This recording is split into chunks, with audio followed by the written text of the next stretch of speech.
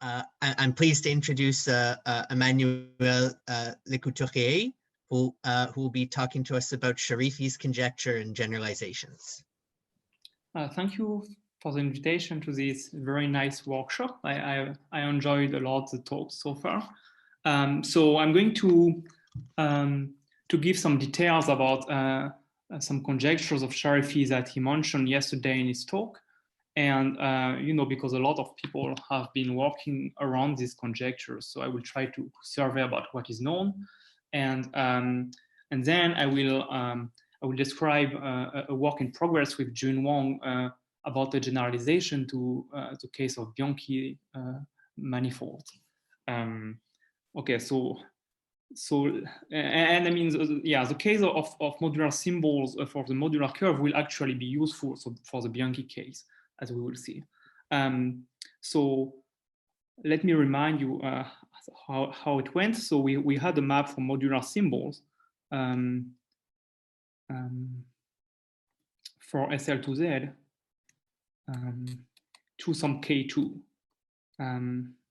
Right, so more precisely, we had a map called var pi n from the homology of x1n relative to the cusps, except you take the non-infinity cusps.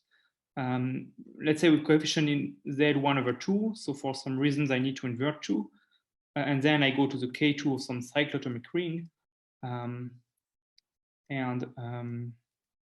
so also for some reason I need to take, so you have an action of the complex conjugation on the left and the right hand sides, and I want to take the plus, the fixed part for the complex conjugation. And so this maps, how was it defined? So you take some geodesics between two rational numbers, S over U, T over V, with S, T, U, V in SL2Z. So that's what was called, like in Bergeron and Gunnell's talk, a unimodular symbol. And you send that geodesics to some Steinberg product, like that.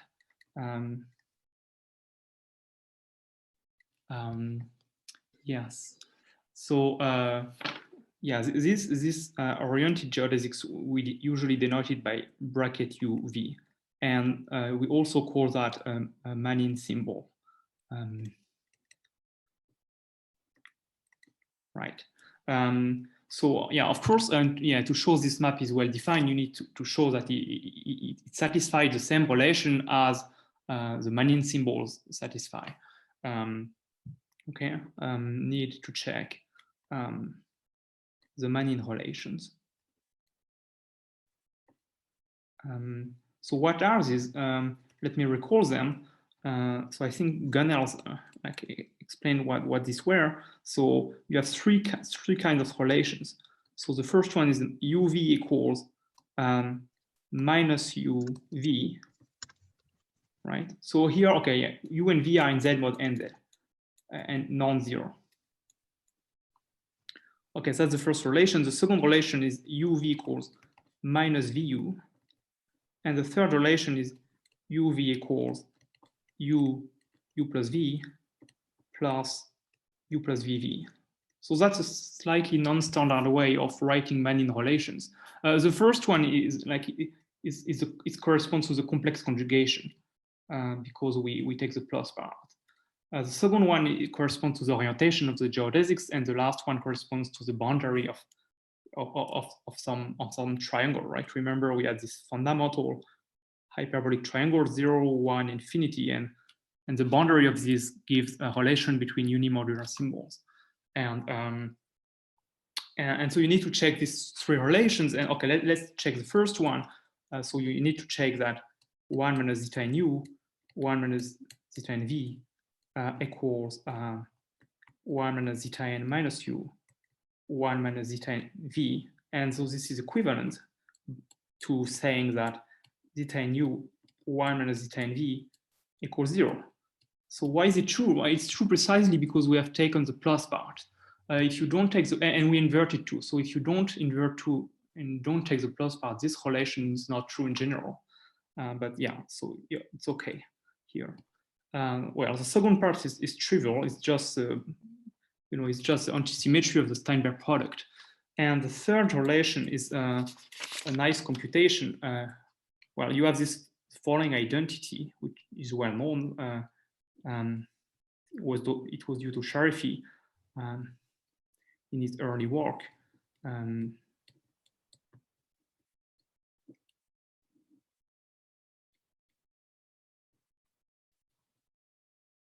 Yeah, you can still see what I'm writing. Okay, so that's a relation which is obvious, and this is a Steinberg relation, and this provides the third relation.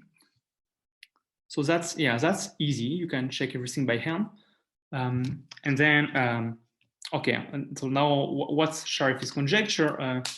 There are two parts on the conjecture. So let me call this conjecture 1 because there will be several conjectures. Okay, so the first part, A, is that pi n is killed by some Eisenstein Heck operators, so by TL minus L minus diamond L, if L does not divide the level, is a prime, and by UL star minus 1, if L divides the level. Okay, L is prime. So here TL is the standard Heck operator, UL star is a dual one. Okay, so that's the first part. The second part is that var pi n induces an isomorphism, modulo Eisenstein.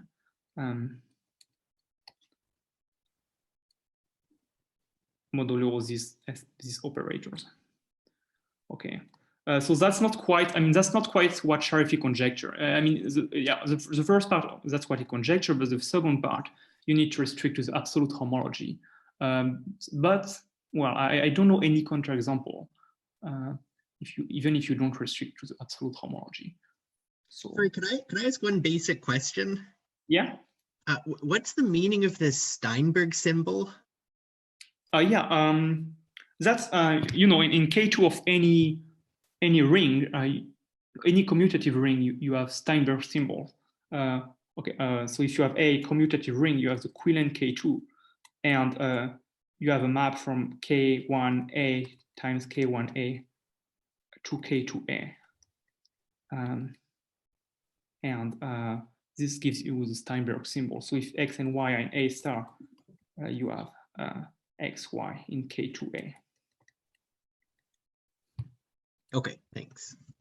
And the Steinberg relations are X, 1 minus X equals 0 if X and 1 minus X are both in A star.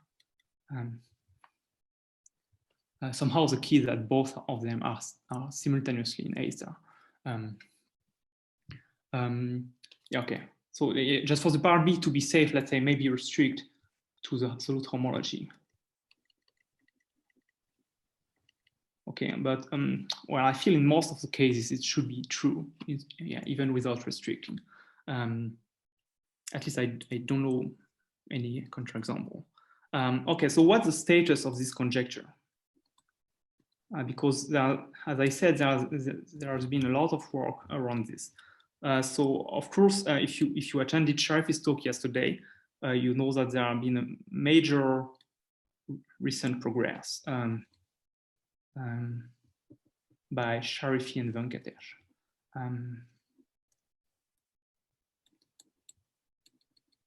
So how do they do that? They study the motivic cohomology of GM square,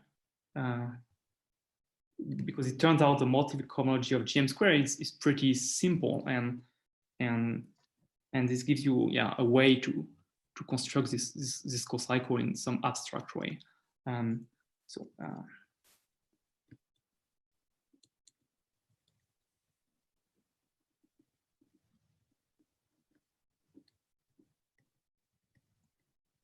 Okay, but still, everything has not been proven. No, proved. I think you say proved, not proven. Yeah, not everything has been proved in this case. They only treat the case of Heck operators TL with L that's not dividing N. So they cannot, as far as I know, do the case where L divides N.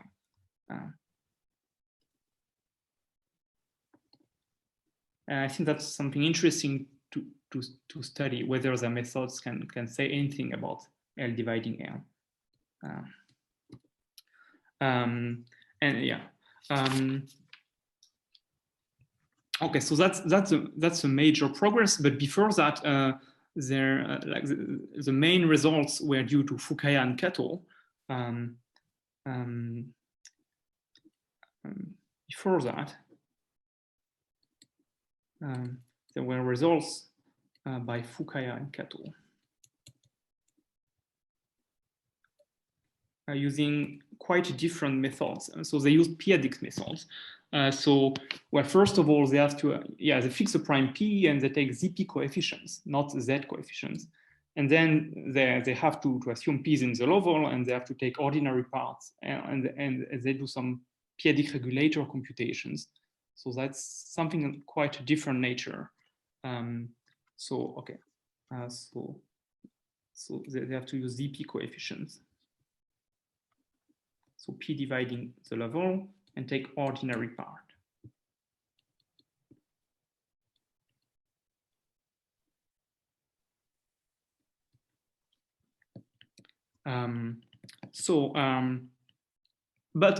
But they can get this UL star -1. They get both kinds of Hecke operators. So I believe the results of Fukaya Kato are not completely contained in the recent work of Sharifi and Venkatesh. Yeah. So let me change the page.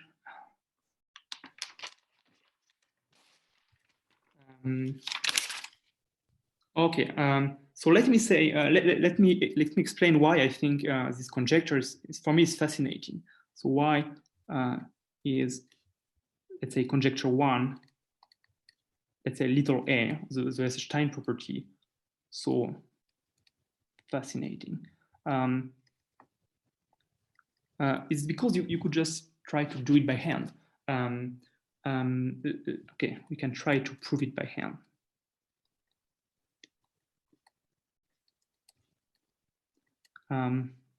So let's say you want to do the case L equals 2. Okay, let's say, let's assume 2 does not divide M. So you have to prove the following identity. So var by n of 2uv plus 2u plus v plus u plus v 2v plus u 2v equals var by n of like 2 var by n of uv plus var by n of 2u 2v. That's the identity you have to prove. If you have seen the first lecture of Nicolas Bergeron on Friday, I think you have seen like a very similar computations when he used product of two trigonometric functions. So this, I mean, the left-hand side here corresponds to T2. And this is due to Merel. So Merel provided formulas for Hecke operators acting on these unimodular symbols. And so we can do this for any kind of Hecke operator. And yeah, for T2, this is what this gives. And now, okay, so how do you prove such a thing? So recall var by n, it was given like that. It was a Steinberg product of two things. Let me call Cu over n, Cv over n. So what is C? C is a function from Q mod Z to C star given by 1 minus exponential 2 pi ix. And okay, so what do we need to know about C? We need to know it satisfies the distribution relations. So it satisfies a distribution relation. So what does it mean? What does it mean? It means for any alpha in Q mod Z, then the product for beta such that L beta equals alpha of C beta equals C alpha. That's the distribution relations. And so now so for instance, for A equals 2, it tells you that C of 2u over n is C of u over n times C of u over n plus 1/2. Okay, and if you use that distribution relation together with the Manin relations, it's a simple check that you get this identity. So I mean, let me call this star. So star follows from Manin relations, namely 3 terms Manin relations, plus distribution relation. I think that's also what happened in the case of Bergeron for trigonometric functions. He just used, yeah, the 3 terms relation and he recovered this identity, I believe. Yeah, you may ask, yeah, okay, let's do it for L equals 3. Okay, so I'm not going to write the computation, but this is similar, a little more involved, but you can still do it.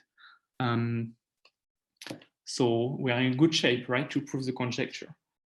Except that, well, everybody who tried that failed for L equals 5. So, okay, let me change. Yeah, so if you want to see the last slide, I can go back. It's a little, yeah.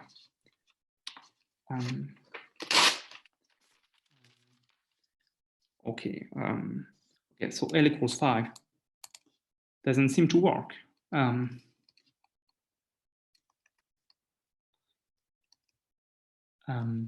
So we need something clever. And also, yeah, before I forget, so for L equals 2 and 3, this, yeah, the fact that this formula, yeah, what we did was first done by Mazur and Sharifi independently.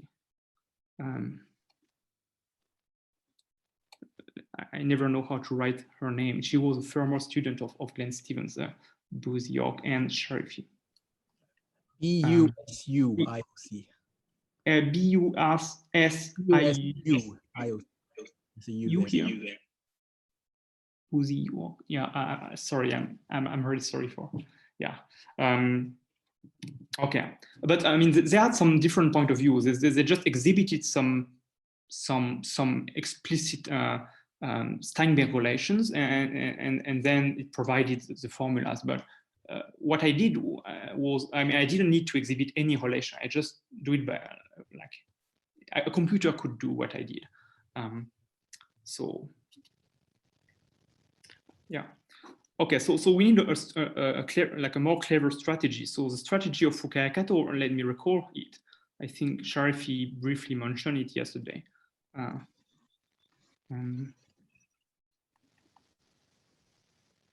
So the strategy of Fukaya-Kato, which is very different from the one of Sharifi, is to obtain the map var by n as a specialization at the cusp. So they have that. Let's say, okay, maybe I will be a little sloppy about coefficients. Maybe you need to invert 2 or anything like that, but okay. So this, yeah, let me explain after the notation.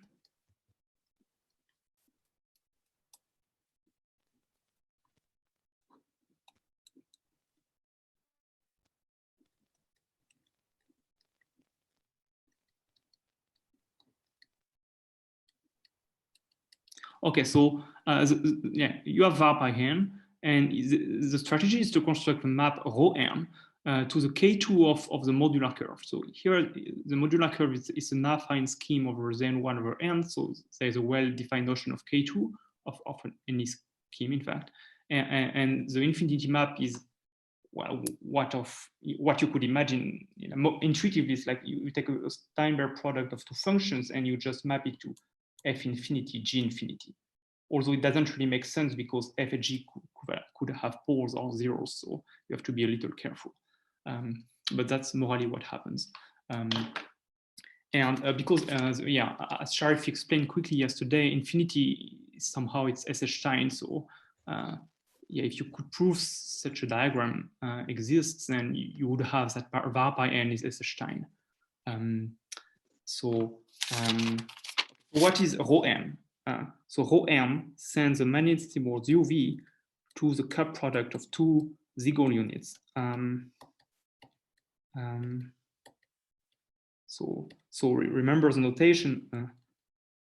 Notation is that if alpha and beta are in Q mod z, well, maybe none both 0, but okay, let's ignore that. Then G alpha beta is the usual single units.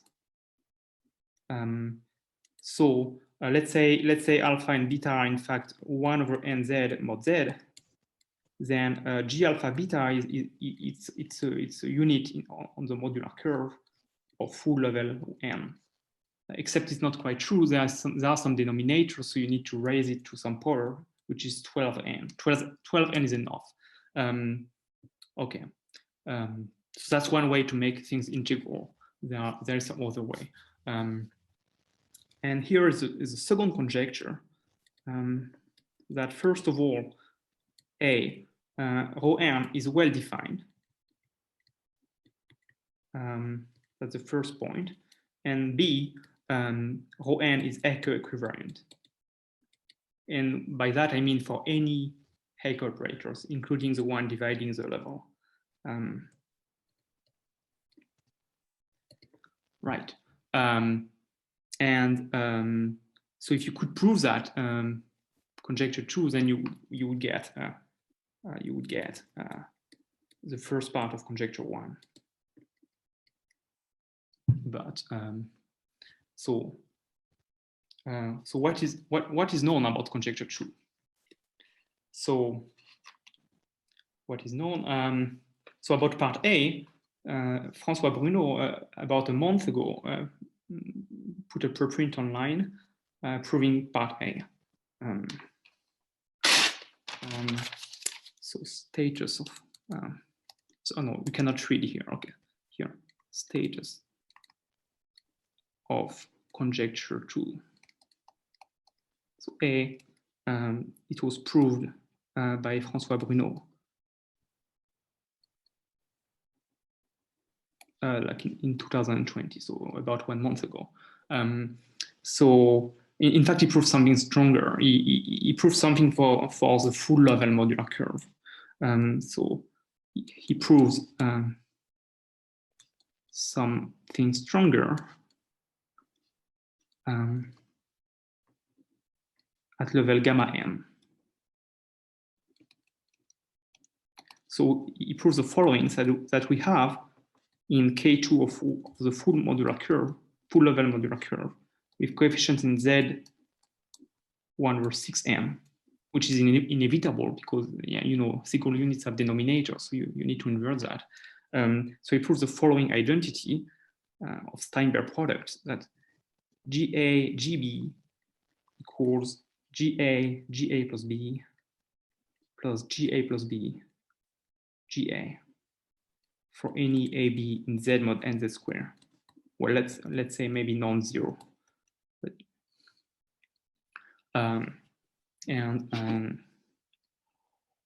Sorry, I have a question. Yeah. So Fukayakato proved that the map is well defined only for the Tal realization?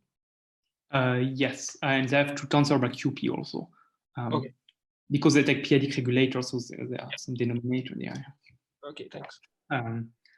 Okay, so that's, yeah, and it's, okay, Bruno proves something much stronger. He provides explicitly the Steinberg relations, which gives this identity. So he writes that as he writes this term as a combination, an explicit combination of Steinberg relations using Weierstrass P function. So that's a very nice explicit formula. So now, okay, part A is fine. Rho n is well defined. It's fine. So now, what about part 2? Part B, sorry, conjecture 2B. So the Hecke equivalence of Rho n. So well, we could do again. We could try by hand, right? We could try T2, T3, and so on. T5.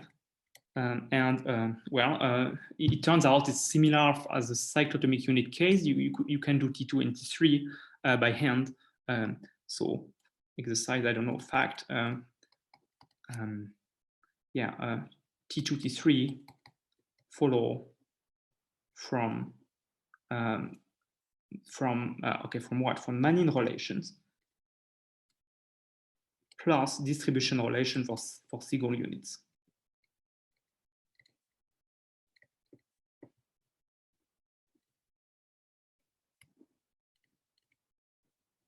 it's something like that. So G alpha beta is just the product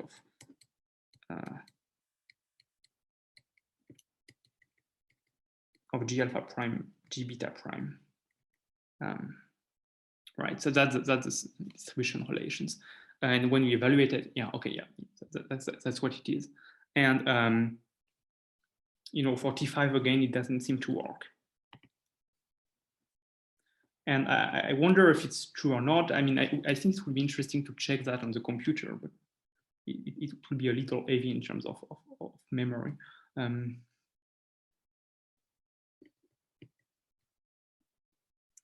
Okay, so again, we need something more clever. So Fukuyakato, yeah, as you said, yeah, they do that, but you know, they have to tensor with QP and take ordinary components.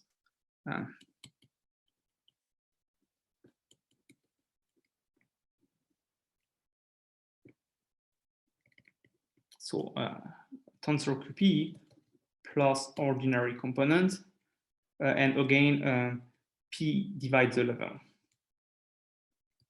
So P divides N. Yeah. So that's one important result. So let me change the board.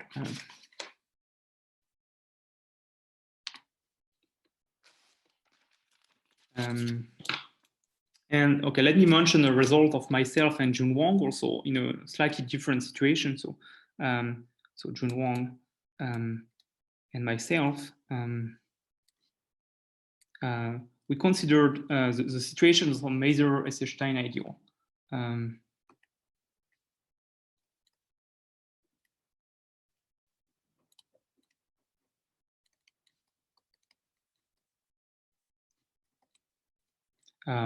So what is this situation? So here n is prime in this situation, and p is another prime which divides n minus 1. And in this case, so what we can prove is that rho n, if you tensor it with zp, this is well defined and eco-equivariant, but not quite. But you have to quotient by something. Modulo the image of K2, then 1 over NP, the P inside K2 of the modular curve.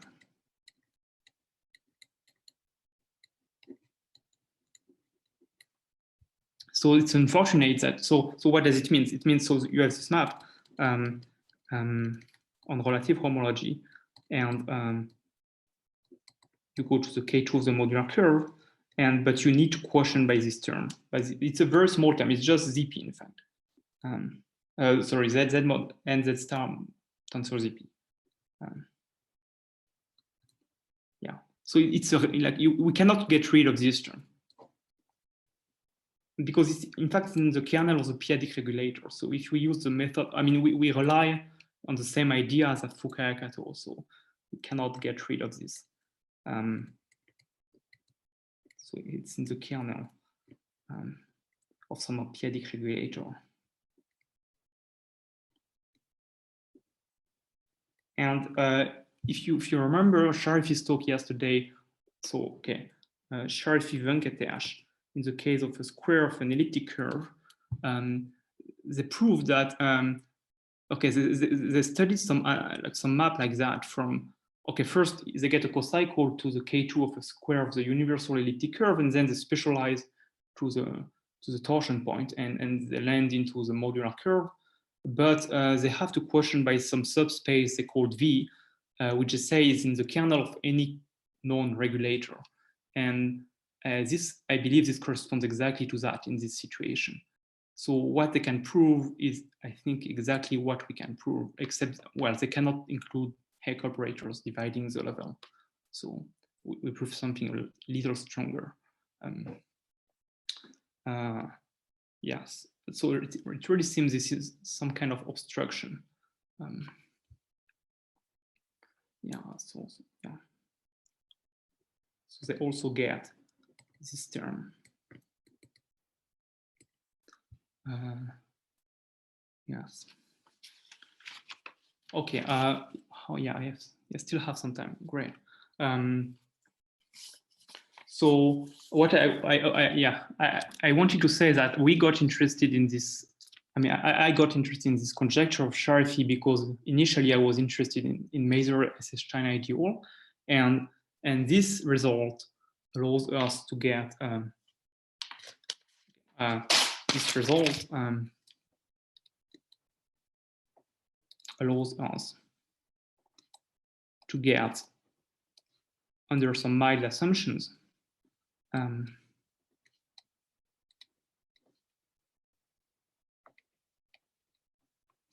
an explicit description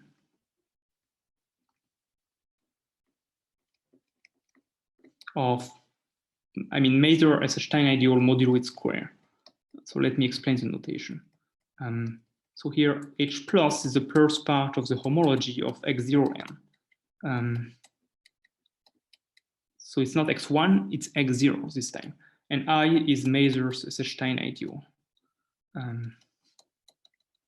I mean, that's the unique Eisenstein ideal at this level, because there is only one Eisenstein series, because n is prime. Well, so if you assume, I mean, yeah, using the results on Sharifis conjecture, we get some description of that. Yes, and yeah, for those interested in Mazur's Eisenstein ideal, this have some applications. Okay, so that's all I wanted to say about the case of SL2Z. And now let me switch to the case of Bianchi modular symbols, which is not unrelated. Okay, so okay, Bianchi case. So you will see the link. So in this case, so we replace the upper half plane by the upper half space, space. So which is just a set of pairs zt, where z is a complex number and t is a positive real number. And you can identify it canonically with GL2C modulo C star times SU2C.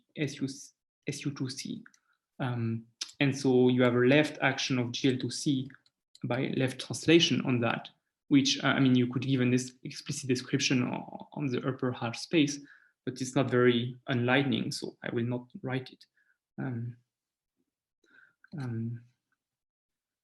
And so now fixed K, imaginary quadratic field,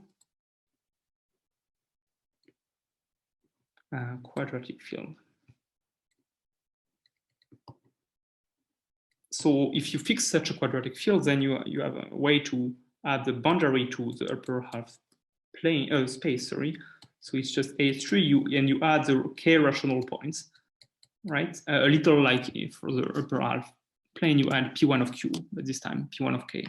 And on that, you have an action of GL2 of OK, right? Where OK is a ring of integers. Okay, so we are interested in the following congruent subgroup, gamma 1n, which is a set of matrices in GL2 OK with so what D congruent to 1 mod n and C congruent to 0 mod n. Okay, so n here is a rational integer. I guess we could take any ideal, but for simplicity, let's take an actual integer. So we are interested in this subgroup. And so let me change the board. So yes, that's annoying because if I change it, you cannot see what I wrote before. So we can form the quotient x1n to be gamma 1n mod the upper half space, which is a compact, well, threefold. And now the question is, can you describe its homology? So can you give a finite presentation of that? Of course, you have an infinite presentation with modular symbols alpha beta, where alpha beta are in P1 of K, but you want something finite. So you want a finite presentation, analogous presentation, analogous to the one of Manin.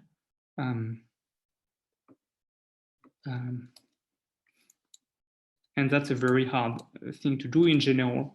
I'm not aware of any general presentation. But there is a whole school around these questions, namely the school of Cremona. So Cremona plus his students, where they did the case, so they did that for a few, like a finite number of quadratic fields.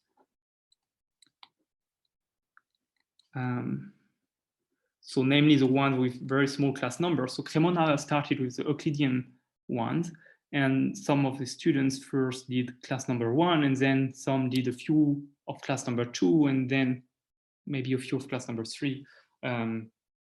But okay, so Cremona thesis, it was for K Euclidean.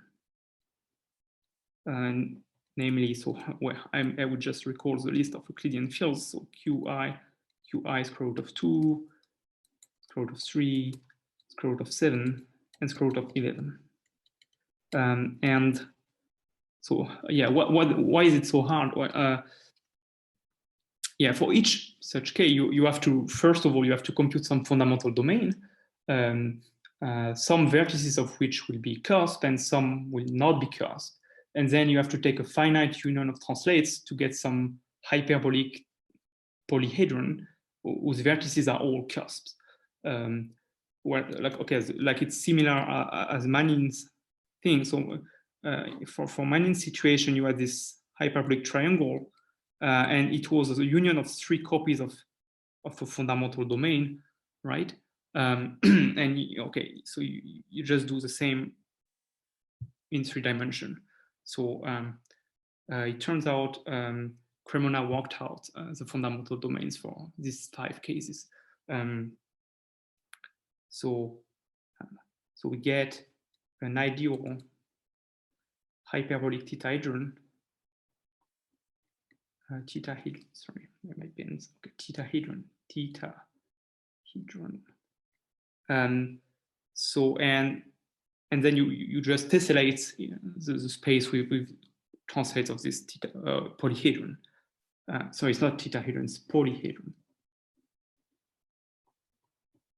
Okay, yeah. So, and there's one thing which is very nice. So if K is Euclidean, if K is Euclidean, then the translates, the GL2OK translates of the symbol 0 infinity, right? The vertical lines from 0 on the base to the infinity, yeah, to the infinity point. Then they generate H1 of the Bianchi manifold with respect to the cusps, the relative homology. And that's because you have the Manin streak, right? You can do the continued traction algorithm. But if K, even if K has class number 1 but is not Euclidean, you know, you have several kinds of Manin symbols. So you cannot just use the translate of this one. Okay, and so the relations among G0, G infinity are given by the faces of the polyhedron.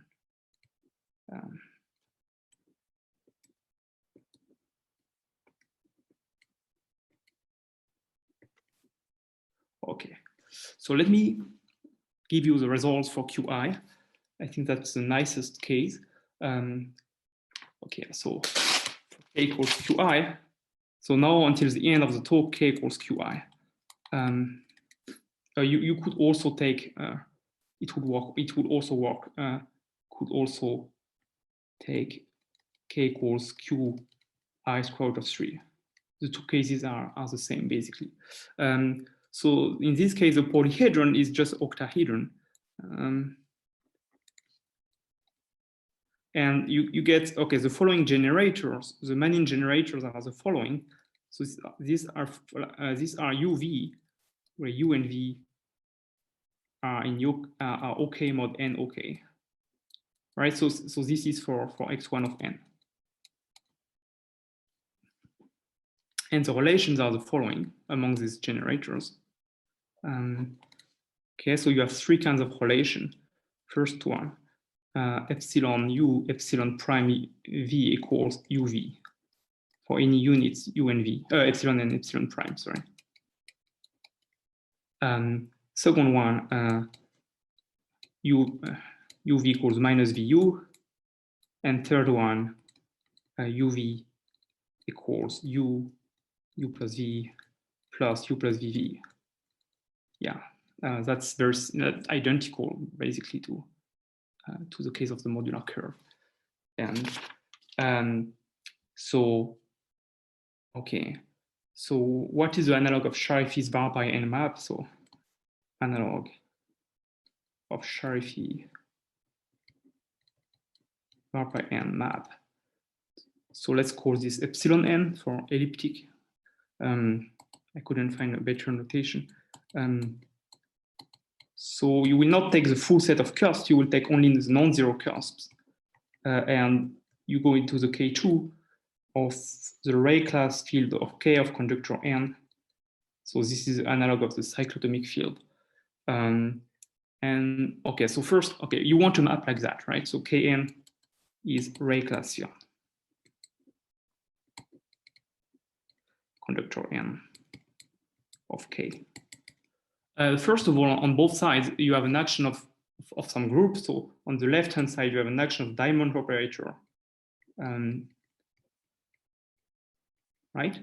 And on the right-hand side, you have an action of the Galois group of the ray class field, which is identified with that by global class field theory, because you are class number one. So this map should be equivalent for these actions. Yeah. So that's the first thing. So epsilon n should be equivalent.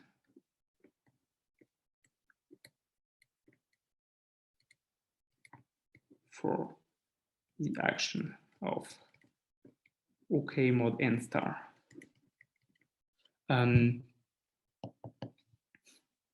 Okay, and so let me give the conjectural formula for this map. So the formula is the following: you send some symbol UV, unimodular symbols UV, to the Steinberg product of two things. So I will call this E of U over n, E of V over n. So these are called elliptic units. So the letter E here is for elliptic. So there are several notions of elliptic units. I'm not sure which ones these are called in the literature. Maybe Robert units, I'm not sure. So how are these defined? So E of U over n, it's just the Siegel units evaluated at I, where U is U1 plus I U2 in Zi, mod NZI. Okay, this is how it works. And this can be proven to live in the ray class field. In fact, it's even a unit outside N.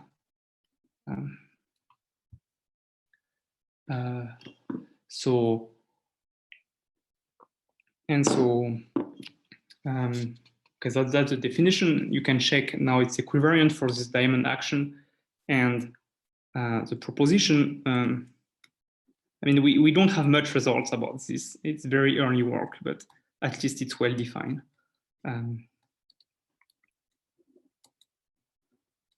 And the proof is quite easy. It's just, well, that's maybe someone can explain to me where this comes from, but this follows from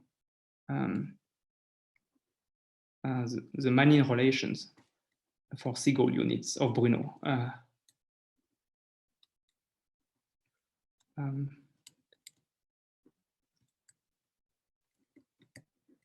So somehow you have a relation between the modular curve of level gamma n and the Bianchi manifold of level gamma 1n.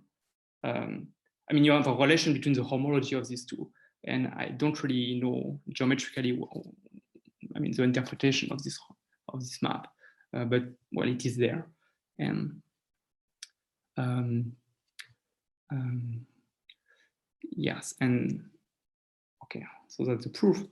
And now you may wonder, okay, what's the analog of Sharifis conjecture? So we conjecture that epsilon n is killed by some Hecke operators, so it's killed by t pi minus the norm of pi minus diamond pi, where pi is some irreducible element not dividing the level. So proposition, this is true for pi equals 1 plus I.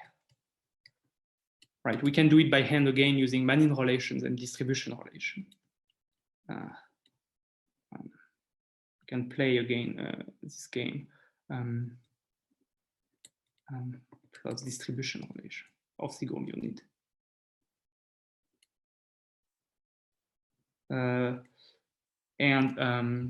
I mean, there is an analog of the result of Merrill for the imaginary quadratic field for Hecke operators. And then, okay, so to conclude, yeah, this talk, I'm a little early. Okay, let me make a few remarks. Few remarks. So first of all, so question,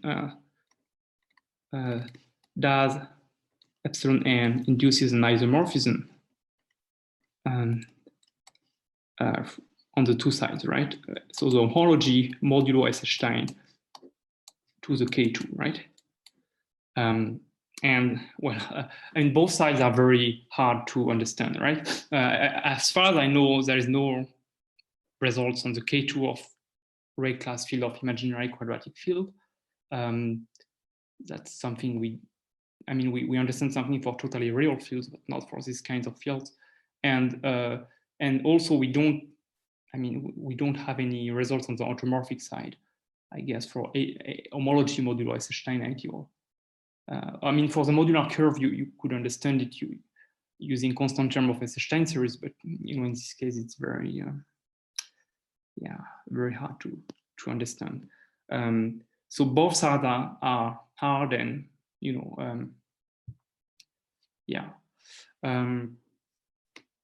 so it's not clear whether it's an isomorphism. There were some computations by a student of Sharifi. Kevin is called Kevin Pogan, which seems to suggest it's true in some cases.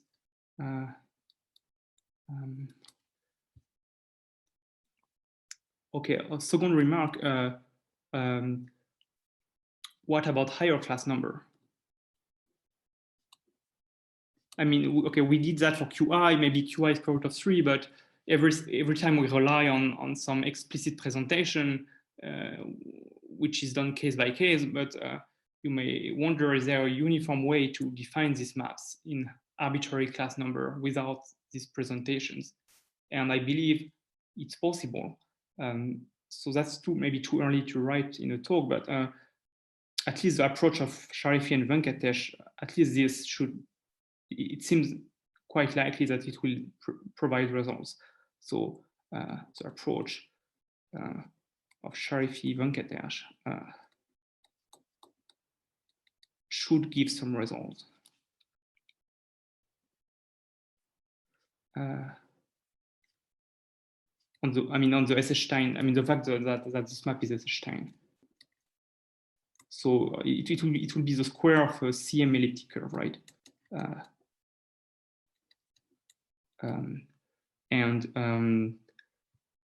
Okay, but so that's one possible approach in general, and well, I have a kind of strategy without using the work of Sharifi Venkatesh, and this uses special values of L functions.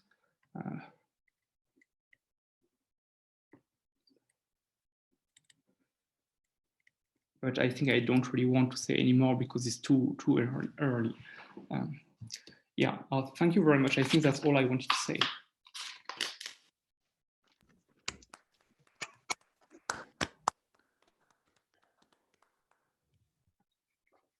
Are there any questions for Emmanuel? Okay, I see Preston has his hand raised. Preston? Hello. I wanted to ask, so even about this question 1, do you know anything like about the size of the two sides? Not whether this map is an isomorphism, but whether like these two are roughly the same size in some sense. They're both finite groups, I guess. I guess they are both finite groups. So maybe you could go to the p-adic tower, and it may be true that somehow you have it's a lambda modulo 2 kinds of p-adical functions, right? I think Sharifis has some results like that for the K2, but for the H1 it's completely. I mean the H1 of a Bianchi manifold. I cannot say anything about it. And another question, like a similar question about, there was some point when you were doing the SL2Z case where you were studying the Mazur's Eisenstein ideal, and you have to quotient by this K2 of the just Z1 over something. In that case, is it also, are the two sides, is that quotient sort of necessary to make the two sides be the same cardinality? Oh, no, it's not necessary. We believe this, I mean, we should get rid of this, but the method we use cannot allow us to do it.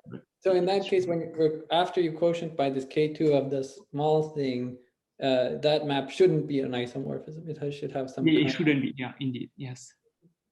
Yeah, yeah. But somehow this term also appears in this work of Lecouturier and Sharifis. So it's strange. So I may be tempted to say that this conjecture 2, it's maybe not true. That you have to mod out by something killed by regulator to get Haeckel covariance. It's. I mean, I'm not sure now. I see. Thank you.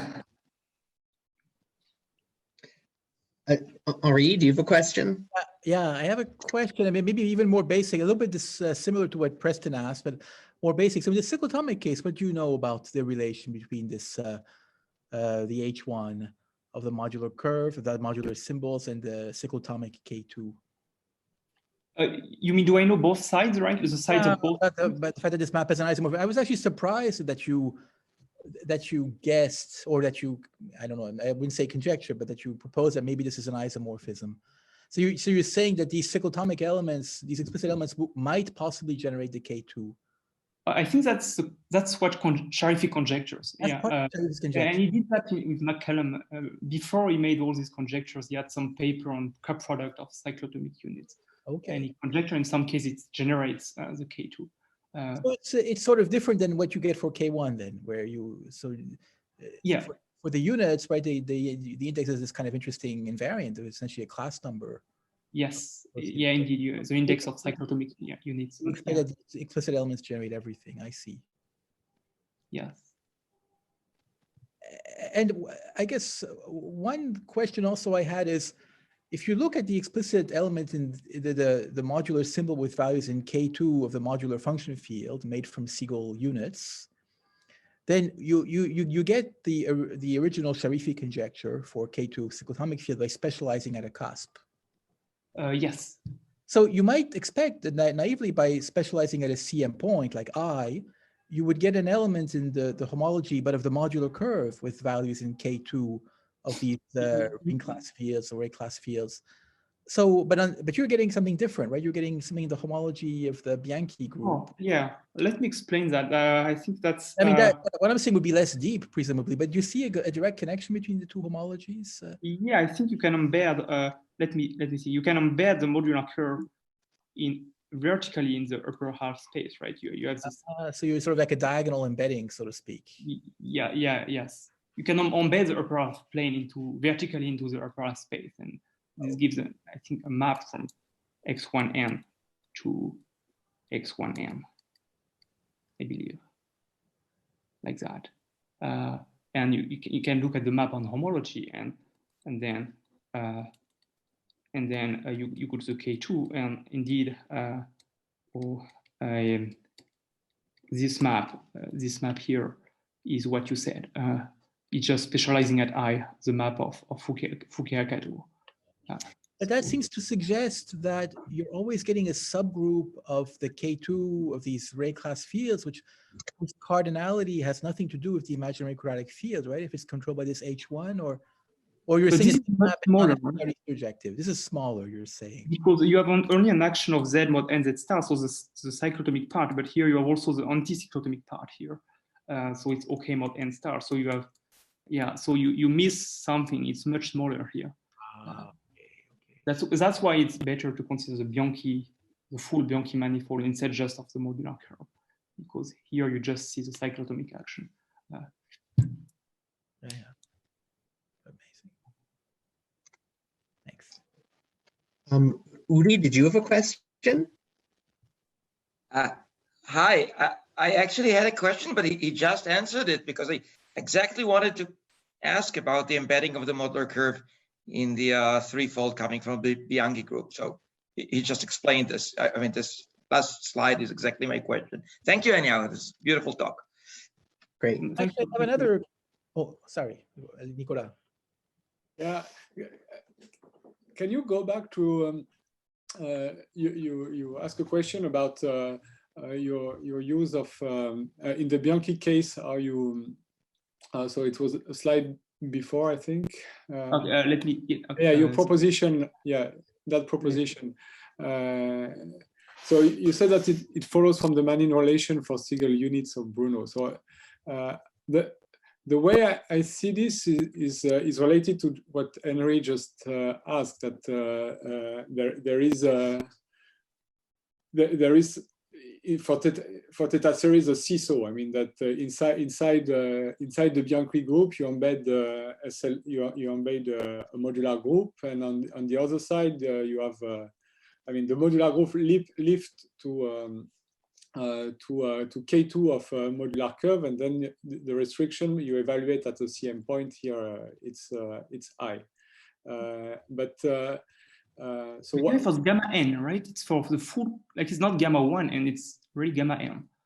Yeah. So yeah, it's kind of the opposite. You have a projection from the homology of xn to the homology of the Bianchi manifold. It goes the other way, it seems. And this I cannot describe it geometrically. No, I don't. I mean, you have really a modular. You have the gamma n, which is inside the Bianchi group on one side, and then you have the corresponding to the modular group. You have an element in the K2 of the modular curve.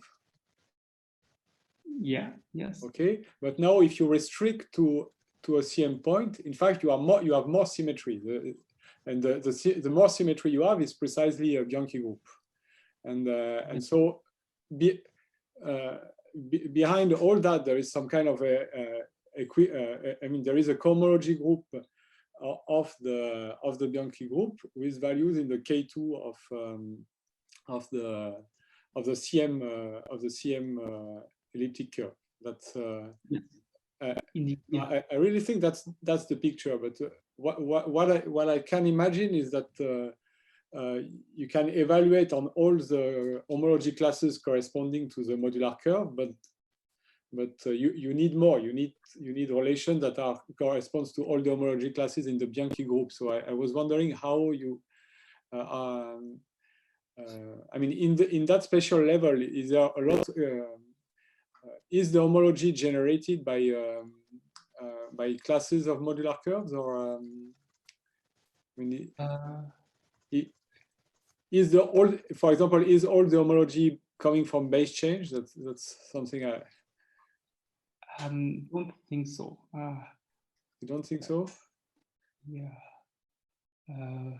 So yeah, what do you exactly mean by, yeah, you cannot see the base change at the level of modular symbols, right? I mean, yeah, no, me neither, but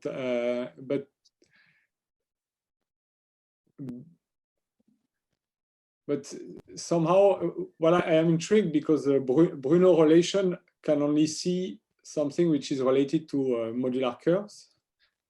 Yes. And so it seems you are using something like all the relation that can be obtained using a modular symbol in the Bianchi world come in fact from relation you see already at the level of the modular. Oh, yes, that's true. Yes, indeed. Okay. Yes. So then I guess it's yeah, I guess it comes from this special situation that I kind of expect that in general you could not reduce to just prove the relation for the modular curve, but you would really have to consider the full symmetry by the Bianchi group. That's indeed, yeah. Yeah. Okay. Okay. Thank you. Are there any other questions? I just have another question, like a more periodic one. So I guess also the beauty of the work of Fukai-Kato consists of telling you exactly what is the inverse of the map that you just defined once you tensor by ZP. Do you have any idea of if you could tell me, like in this case, using the properties of the Galois representations of Bianchi forms, if one could write the map that? No, I cannot tell you that. You want me to produce the analog of the inverse map using in the Bianchi world, right? Exactly, because somehow in the GL2 over Q case, as you said, is follows from the study of lambda-adic forms and yes,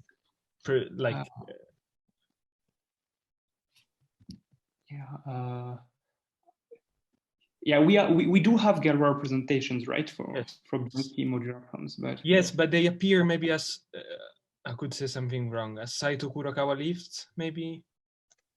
Yeah, I must say I'm not an expert for this. I don't want to say anything wrong. Are there elements of K2 that can be written down besides these Steinberg symbols? Like when you ask for an inverse map, I guess we know the inverse on those things. Yeah, I mean, yeah, K2. Oh, yeah. How can you describe the K2? So, like in the case of the modular curve, like in the case of GL2 over Q, then this K2 tensor by ZP is actually the étale cohomology group. Yes, you can relate it to the Picard group with some character, right? Exactly. I would imagine that similarly one could do it for. Okay. Yeah, I mean, you could always have this exact sequence, right? Of if you add zeta p inside, right, you can always have this exact sequence between K2 and Picard and Bohr group, right? Yeah, I guess that would be a way to compute the K2. But you know, it's on computer it would be very hard because if n is big, the array class field is too big. That's another thing I wanted to ask. Have you done any numerical calculations to illustrate your theorem? I mean, primes would enter in the Eisenstein part of this H1, for example. And I haven't. The only numerical things I know are on the K2 side, and this was done by. No, okay. There are some computations of Caligari and Venkatesh, right? Well, okay, in higher class number, I think 491. Qi square root of 491. They show there is 13 torsion in this K2, and there is also 13 torsion for some Bianchi homology, and this is for kind of. Yeah, they compute the abelianization of the Bianchi group, and they find some 13 torsion. But it's not just the abelianization, right? It's the Eisenstein part of the abelianization which is relevant. But I believe this 13 torsion, I mean, it's okay. Heck operators act on it, and I cannot imagine. It has to be Eisenstein, I believe. I don't know.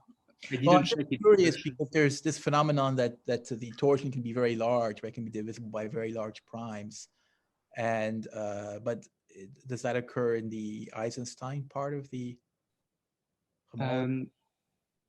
So I didn't do any tables. It's very early.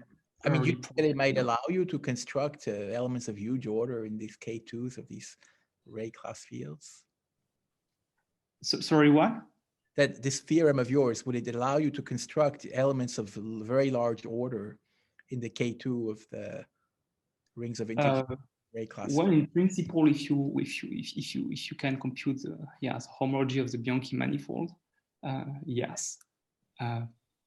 But I mean that there are computer programs, right, that compute that in. Yes, I don't know how durable it is in practice, but.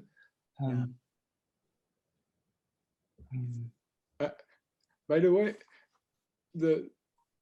what you said at the beginning about T5, did you try to compute? You mean it's hard to prove by hand, or is it even hard to prove by computers? So by hand, I believe there is no like universal formula. So it may just be true for any n for some reason, but I don't think there's a uniform formula which is valid for any n, like in for T2, T3.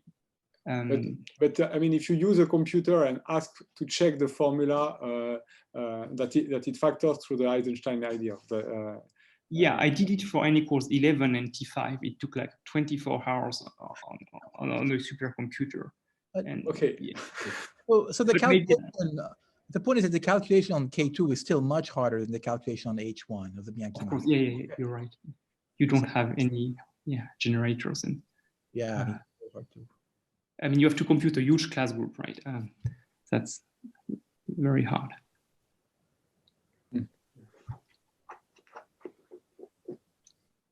Are there any other questions? Right. If not, let's thank Emmanuel again for his nice talk.